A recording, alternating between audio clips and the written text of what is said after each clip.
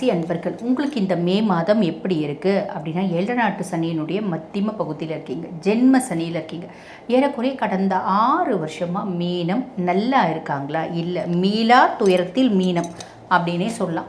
பொதுவாக மீனம் பாருங்கள், மற்றவங்களுக்கு மென்டாஸாக, வெல் விஷர்ஸாக, பெஸ்ட் அட்வைசர்ஸாக இருக்கக்கூடியவங்க. இந்த காலகட்டம் அவங்க ஒரு விஷயத்தில் அவங்களோட சுயம் சார்ந்து ஒரு முடிவு எடுக்கணும் அப்படின்னும் போது ஒரு இனம் புரியாத குழப்பம். இது செய்யலாமா, அது செய்யலாமா, இதில் பண்ணலாமா, அது பண்ணலாமா அப்படின்ற மாதிரி ஒரு குழப்பத்திலேயே இருக்காங்க. இது கொஞ்சம் பெரியவங்க பரவாயில்ல, மத்தியம வயசு பர்சனாலிட்டிஸ் ஓவர்டேக் பண்ணிடுறாங்க அப்படின்னு சொல்லலாம். ஆனால் குழந்தைகள், படிக்கிற குழந்தைலாம் இருக்குன்னு வச்சுக்கோங்களேன், படிக்கணும் படிக்கணும் படிக்கணும் அப்படின்னு யோசிக்குது, படிப்பில் கான்சென்ட்ரேட் பண்ண மாட்டேங்குது. டிஸ்ட்ராக்ஷன்ஸ் நிறைய இருக்குது.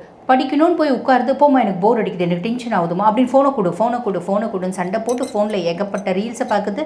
அம்மா ஃபோனை வாங்கினாங்கன்னா உடனே சண்டை தான். சாப்பாடை தூக்கி எறியறதுன்னா, சண்டை போடுறதுன்னா, அழறதுன்னா, ஆர்ப்பாட்டம் பண்ணுறதுன்னா, இவ்வளவும் பிள்ளைங்க செய்கிறாங்க. காரணம் என்ன அப்படின்னு ஒரு விதமான ஃப்ரஸ்ட்ரேஷன் குழந்தைங்களுக்கு. அந்த ஃப்ரஸ்ட்ரேஷனால் குழந்தைங்க பார்த்திங்கன்னா இந்த மாதிரிலாம் பிஹேவ் பண்ணுறாங்க. அதுக்கும் மேலே சுயஸ்தானத்தில் செவ்வாய் வேறு உட்காந்துட்டுருக்கார். நம்ம 2 வார்த்தை பேசினா அதுங்க 200 வார்த்தை பேசுங்க. நம்ம சாதாரணமாக அமைதியாக இருமா, ஏம்மா கத்துற, என்னம்மா பண்ணிட்டேன்னா, ஏன் இப்படி பண்ணுற, அது பண்ணுற, இது பண்ணுறேன்னு அப்படி பயங்கரமாக சண்டை. இதில் அப்பா தப்பிச்சிடுறாரு, அம்மா தான் பாவம் மாட்டிக்கிறாங்க. சரி, இவ்வளோ கஷ்டப்படுறது குழந்தைங்களுக்கு காரணம் என்ன அப்படின்னா, சனியும் செவ்வாயும் சேர்ந்து ஜென்மத்தில் அமர்ந்திருக்கா. இது மே மாதமும் தொடரும். 2ஆம் பாவத்தில் தன குடும்ப வாக்குஸ்தானத்தில் சூரியனும் புதனும் இருக்கா. அப்போ நீங்கள் ரொம்ப நிதானமாக டீல் பண்ணுறீங்க அப்படின்னா குழந்தைங்களோட புத்திசாலித்தனம் மேலோங்கும். குழந்தைங்க ஓரளவுக்கு படிச்சுடுவாங்க. ஐயோ, உன்னை நம்பி நான் இத்தனை 2 வருஷமாக நீட் படிக்க வைக்கிறனே, அந்த செலவு பண்ணுறனே, இந்த செலவு பண்ணுறனே, காலேஜுக்கு இவ்வளோ ஃபீஸ் கட்டினே, படிக்க மாட்டேன்டே, அடிப்பாவி அப்படின்ற மாதிரி தான் நம்ம திட்டணும். அப்படின்னா இந்த சூரியனும் புதனும் ஆக்டிவேட்டே ஆக மாட்டாங்க. செவ்வாயும் சனியும் தான் சூப்பராக பார்த்திங்கன்னா வேலையை செய்வாங்க. ஆக அமைதியாக இருந்து குழந்தைங்கள, சரிம்மா படிக்க பிடிக்கலையே விடுமா, நீ எடுத்து வச்சுட்டு டிவி பார்க்கணுமா பாருமா, ஃபோன் பார்க்கணுமா இன்னும் 1 மணி நேரம் கூட பாரு, அவங்களோட தலையெழுத்து நம்ம என்ன பண்ண முடியும் அப்படின்ற மாதிரி நம்ம விட்டு கொடுக்குறோம், நிதானமாக டீல் பண்ணுறோம் அப்படின்னா ஏதோ பாஸ் ஆகிட்டு வருவாங்க பிள்ளைங்க. ஞாபகம் வச்சுக்கோங்க. 3ஆம் பாவம் முயற்சி ஸ்தானத்தில் சுக்கிரன். முயற்சி ஸ்தானத்தில் சுக்கிரன் அப்படின் போது பெருசாக படிப்பு நோக்கி அவங்களோட முயற்சி அப்படின்னு இருக்காது. வெளியே போகலாம், ஷாப்பிங் போகலாம், நம்ம சினிமாவுக்கு போகலாம், கேளிக்கைகள் மேலே அவங்களோட முயற்சி அப்படின்றது இருக்கும். படிக்கிற பிள்ளையாக இருந்தால் டிஸ்ட்ராக்ஷன்ஸ் நிறைய இருக்கும். அதுக்கும் மேலே காதல் அப்படின்ற மாதிரி போகும். வேலை செய்கிறவங்களுக்கு பிரச்சனை இல்லை, அவங்களோட முயற்சி அப்படின்றது வேலையை நோக்கி, வெளிநாடு நோக்கி அப்படின்ற மாதிரி போகும். கவலைப்பட வேண்டாம். முயற்சி ஸ்தானத்தில் சுக்கிரன் இருக்கிறது அப்படின்றது ஒர்க் பண்ணுறவங்களுக்கு, மத்தியம வயசு எல்டர்லி பீப்புள்ஸ்க்குலாம் நல்லது தான். குழந்தைங்களுக்கு மட்டும்தான் டிஸ்ட்ராக்ஷன்ஸ் இருக்கும். ஆனால் கொஞ்சம் கான்சென்ட்ரேட் பண்ணி படிக்கிறாங்க அப்படின்னா சக்ஸஸும் ஆவாங்க. முயற்சி ஸ்தானத்தில் சுக்கிரன் இருக்கும்போது ஒரு குட் லக் அப்படின்றதையும் கொடுத்துருவோம். புரியுதுங்களா? அதே மாதிரி தம்பி தங்கச்சிங்களுக்காக நம்ம சுபவரையும் அப்படின்ட்டு சொல்லுவோம். தம்பி தங்கச்சிக்கு ஒரு நகை நட்டு வாங்கி கொடுக்கறது, இல்லை ஒரு ட்ரெஸ்ஸஸ் வாங்கி கொடுக்கறது, இல்லை அவங்கள ஷாப்பிங் கூட்டிகிட்டு போகிறது, இந்த மாதிரி விஷயங்கள் நடக்கும். 4ஆம் பாவம் சுகஸ்தானத்தில் குரு. சுகஸ்தானத்தில் குரு அப்படின்றதுனால ஏதோ ஒரு விதத்தில் ஒரு கம்ஃபர்ட் அப்படின்றதுக்கும் நிறைய பார்த்திங்கன்னா மீனராசி அன்பர்கள் இந்த காலகட்டத்தில் உங்கள் ராசியாதிபன் சுகஸ்தானத்தில் உட்காந்துட்டு இருக்கிறதுனால எவ்வளோ பிரச்சனை இருந்தாலும் நான் கம்ஃபர்ட்டாக இருக்கேன்ப்பா, பெருசாக எனக்கு பிரச்சனை இல்லை, என்னால் ஓவர்டேக் பண்ண முடியுது, நான் ஹாப்பியாக இருக்கேன் அப்படின்ற மாதிரி ஒரு அமைப்பு. நிறைய பேர் வீடு கட்டுவாங்க, கார் வாங்குவாங்க. அதே மாதிரி அம்மானோட ஆரோக்கியத்தில் முன்னேற்றம், அம்மானோட பரிபூர்ண சப்போர்ட் அப்படின்றது இருக்கும். நானே ரொம்ப கம்ஃபர்ட்டாக தாங்க இருக்கேன், பிரச்சனைலாம் இருக்குது, இருந்தாலும் நான் ஓகே, நல்லா தான் இருக்கேன் அப்படின்னு சொல்லக்கூடிய அமைப்பு. 6ஆம் பாவத்தில் கேது. பெரிய லெவலில் கடன் கொடுக்கவும் கூடாது, கடன் வாங்கவும் கூடாது, கடன் அன்பை புரிக்கும் அப்படின்றத ஞாபகம் வச்சுக்கோங்க. ஹெல்த்தில் கொஞ்சம் கவனம் அப்படின்றத வச்சுக்கோங்க. அதுக்கப்புறம் 12ஆம் பாவத்தில் ராகு. அயன சயன போஜன மோட்ச விரயஸ்தானத்தில் ராகு. நல்லா சாப்பிடுவீங்க, நல்லா தூங்குவீங்க. வெளிநாடு டூர் போகலான்னு ஆசைப்பட்டீங்களா? தாராளமாக போவீங்க. வெளிநாடு போயிட்டு இங்கேருந்து 10 மலை முருகனை போய் பார்த்துட்டு வரணும்னு ஆசைப்பட்றீங்க, தாராளமாக போய் பார்த்துட்டு வரலாம். இன்ப சுற்றுலா, ஆன்மீக சுற்றுலா, இதெல்லாம் பண்ணுறதுக்கான வாய்ப்பு. எனக்கு என்னென்னலாம் தேவை அதெல்லாம் நான் வாங்கிட்டேன். எனக்கு ஷாப்பிங் போகிறது ரொம்ப பிடிக்கும். ஆப்வியஸ்லி மீனத்துக்கு பிடிக்கும், ஏன்னா ராசி அதிபன் குருவாக இருந்தாலும் சுக்கிரன் உச்சமடையக்கூடிய ராசி அப்படி இருந்தாலும் ஷாப்பிங் போகிறது, நீட்டாக டீசெண்டாக ட்ரெஸ் பண்ணுறது, அதே மாதிரி பார்த்திங்கன்னா லக்ஸரிஸ் திங்ஸ் வாங்குறது, இதெல்லாம் பிடிக்கும், அதெல்லாம் செய்யுங்க. ஆனால் வாங்கும்போது கொஞ்சம் அனலைஸ் பண்ணுங்கள். நான் 10,000 ரூபாய்க்கு ஷாப்பிங் பண்ண போகிறேன் அப்படின்னு சொல்லிட்டு கிரெடிட் கார்டை தூக்கிட்டு போயிட்டு ₹1,00,000 ஷாப்பிங் பண்ணிட்டு வரக்கூடாது. வசதி வாய்ப்பு இருக்குது அப்படின்னா ஓகே, வசதி வாய்ப்பு இல்லை அப்படின்னா கொஞ்சம் அனலைஸ் பண்ணிக்கோங்க. ஏன்னா ராகு அந்த இன்டென்ஷனை ஏற்படுத்துவார். சரி, அதுக்கடுத்து பிற்பகுதியில் பிளானட்ஸ் எப்படி இருக்காங்க? செவ்வாய் 2ஆம் பாவம், தன குடும்ப வாக்கு ஸ்தானத்தில் செவ்வாய். அப்படியே கோபம் வரும், டென்ஷன் வரும், இரிட்டேஷன் வரும், ஃபேமிலியே பார்த்திங்கன்னா ரணகலமாக ஆக்கிடுவோம் அப்படின்னு சொல்லலாம்.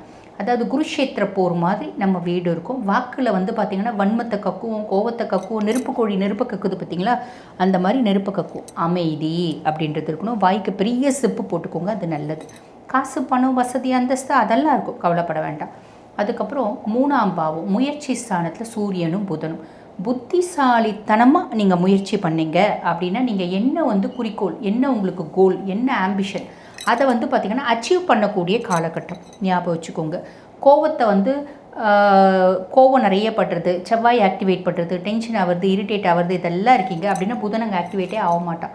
ஸோ கோவத்தை கண்ட்ரோல் பண்ணி நிதானமாக நீங்கள் யோசிக்கிறீங்க அப்படின்னா இந்த புத்த ஆதித்ய யோகம் 3ஆம் பாவம் முயற்சி ஸ்தானத்தில் இருக்கிறது சூப்பராக ஆக்டிவேட் ஆகிடும். சக்ஸஸை நோக்கி, உங்கள் டெஸ்டினியை நோக்கி, உங்களோட இலக்கை நோக்கி அப்படின்ற மாதிரி இருக்கும்.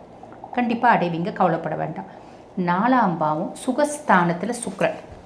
சுகஸ்தானத்தில் சுக்கிரன் நிறைய பேர் வெளிநாடு போகிறதுக்கான வாய்ப்பு, வெளிநாட்டிலே இருக்கவங்க பிஆர் வாங்குறதுக்கான வாய்ப்பு, அங்கேயே சொத்து பத்து வீடு வாசல் வாங்குறதுக்கான வாய்ப்பு. இல்லைங்க நான் ஃபாரின் போகணுன்னு பிளான் பண்ணிட்டு இருந்தேன், 3 ஆப்பர்ச்சுனிட்டி எனக்கு மிஸ் ஆயிடுச்சு, 4 ஆப்பர்ச்சுனிட்டி மிஸ் ஆயிடுச்சு. இந்த காலகட்டம் என்னோட ஹையர் அஃபிஷியல் கிட்டே கேட்கலான்னு நினைக்கிறேன். ஹையர் அஃபிஷியல் பெண்களாக சாலிடாக சப்போர்ட் பண்ணுவாங்க, அவங்களால நீங்கள் வெளிநாடு போகிறதுக்கான வாய்ப்பு.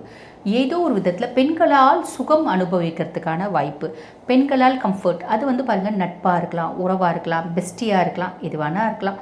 அவங்களால் வந்து பார்த்திங்கன்னா நீங்கள் கம்ஃபர்ட்டை அனுபவிக்கக்கூடிய காலகட்டம் அப்படின்றது ஞாபகம் வச்சுக்கோங்க. ஆக மீனராசி அன்பர்கள் எந்தெந்த விஷயத்தில் கவனமாக இருக்கணும் அப்படின்றது தெளிவாக சொல்லியிருக்கேன். அந்தந்த விஷயத்தில் கொஞ்சம் கவனமாக இருக்கீங்க அப்படின்னா நல்லது.